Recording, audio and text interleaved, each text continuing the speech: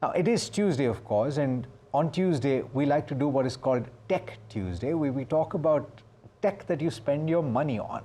And today, I'd like to talk about gaming and specifically the cost of console games. They are getting more and more expensive. The latest AAA games, as they are called, that have been launched, might just leave a bit of a hole in your pocket, and there are quite a few that are lined up over the course of the year. So how should you plan your spending in this space? Joining me to talk about this is Shivam Arora, who's a tech expert, YouTube creator, and he's got a YouTube handle called Venom's Tech.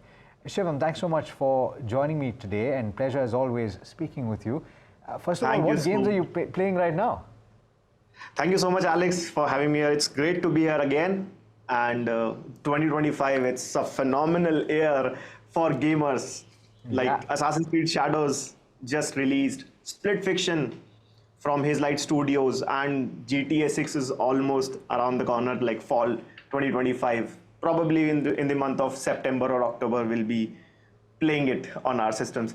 And yeah, right now I'm playing Split Fiction, which is developed by His Light Studios. If you have played It Takes Two, which was Game of the Year 2021, and it is not just a game. It is a bunch of different games combined into a single game, and you get so many references, and it is very fun to play. Like, not even a single second I get bored of it. But it is a co-op game. You need a partner to play with it. Okay, all right. And that's what makes it fun as well. But Shivam, talk to me about the cost of these games, particularly these console games. I mean, gone are the days when you were buying things for 2,000 rupees or 1,500 rupees. Now you have to be willing to put down 5,500, 6,000, 6,000 plus. In the case of GTA 6, we're talking about a lot of money that you're going to have to put down, right? You are absolutely right. Like $60, $70 price tag is a new normal now. Prices are going beyond the ceiling, and not only the price of the game, there are multiple things beyond that, like deluxe editions, seasonal passes, other things that you have to spend upon. And for GTA 6, there are rumors like the game will be priced around $100. But I think for a game like GTA 6, I would rather spend $200 on it. It's a very highly anticipated. We have waited for a decade for such a game. And if we talk about GTA 5, it was released back in 2013 on PS3, and still people are enjoying it on GTA Online, playing story. Still, I have repeatedly played it story like for 3-4 times.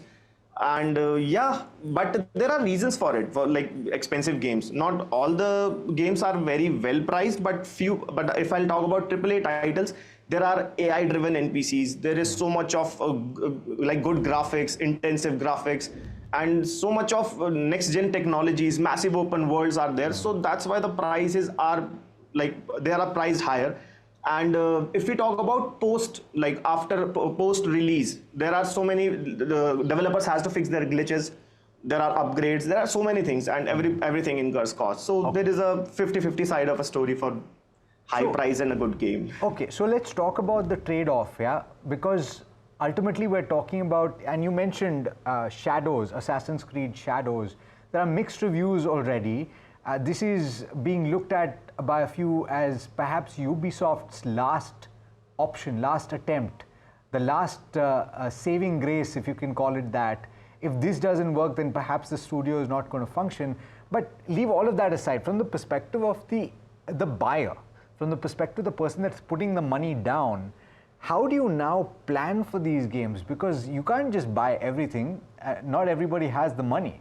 So do you say, okay, I'm going to pick and choose and maybe wait down the line and say these games will come on discount? I think there are multiple types of gamers. So if someone is a Assassin's Creed fan, he or she will definitely go and buy the game and they'll start playing.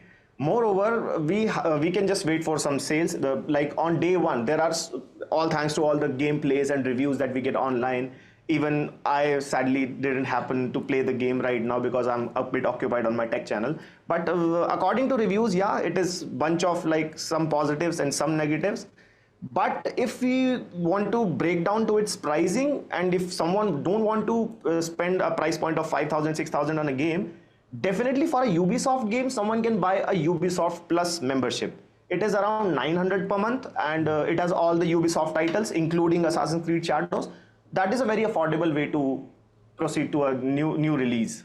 Well, that's an interesting point. So, what's your opinion then on subscriptions? Because something like a PlayStation Plus gives you access to games on a monthly basis, and there are a few games that you can play and then return later, kind of like a library, right? So, is that more cost efficient?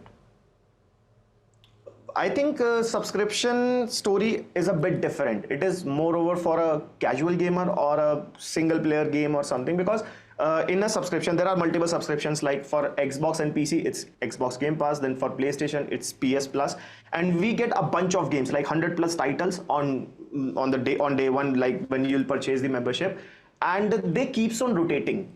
Like for a serious gamer like me, if I'm continuing a game and suddenly it gets out of my library, and definitely I'll feel disappointed. So for casual gamers, like the subscriptions are good, but there are few subscriptions like Ubisoft Plus, as we have already discussed.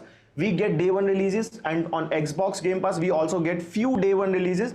But if we talk about GTA 6, that will not gonna happen. That is the most anticipated game and well invested, so we'll definitely not be getting on any of the subscription. We have to pay for it, and it is worth the wait. Yeah, it is worth the wait. So therefore, you are definitely setting aside $100 at the very least to buy this game later in the year. Shivam, I don't know, maybe you'll even get a review copy. Who knows? Hopefully. Hopefully. But having said that, let me ask you this then. If you are setting aside money for this, would you spend less on games and spend more on setting up the experience and the console and the hardware? Because ultimately it's coming to that kind of a trade-off, right? Because if you're saying that you're going to spend 6,000 to 8,000 rupees on one game, you buy 4 games in a year, and effectively that's the cost of a console. Interesting. But for a gamer like me, if something is very enjoyable, like gaming is all about enjoyment, so there's no price tag for it. So if we talk about GTA 6, it is solely coming upon PlayStation and Xbox. No Windows for at least 1 year. And so if you are having a gaming PC, just you have to buy a console for GTA 6. And there's no, as I already said, there's no price tag for enjoyment. And for a game like GTA 6, definitely I would love to spend like 100 or so. But if a game doesn't feel like a good one for me, not my type, not my sort of a genre, then definitely I would go for some sale or spend $100 in 3 different games rather going for a single one. Okay. Last question, and this really is the clincher, because a lot of people will take calls from what you say you're going to buy. So GTA 6 is definitely something. Among the games that are anticipated for 2025, what are you, in all probability, definitely going to play? One is the GTA 6, and the second one was Split Fiction that I'm currently playing, and I'm also hoping for Assassin's Creed Shadows if I get some time to play it, because it is a 30 to 40 hours long game. I need time for it. At the very least. Shivam, thanks so much for joining me on this conversation. Pleasure speaking with you as always. Same here. Thank you so much. All right, that brings us to the end of this edition of Your Money Matters. Tell us what games you're playing right now and what you intend to buy. Are you going to buy GTA 6 as well? Are you okay with a $100 price tag? Do stay tuned. This is NDTV Profit.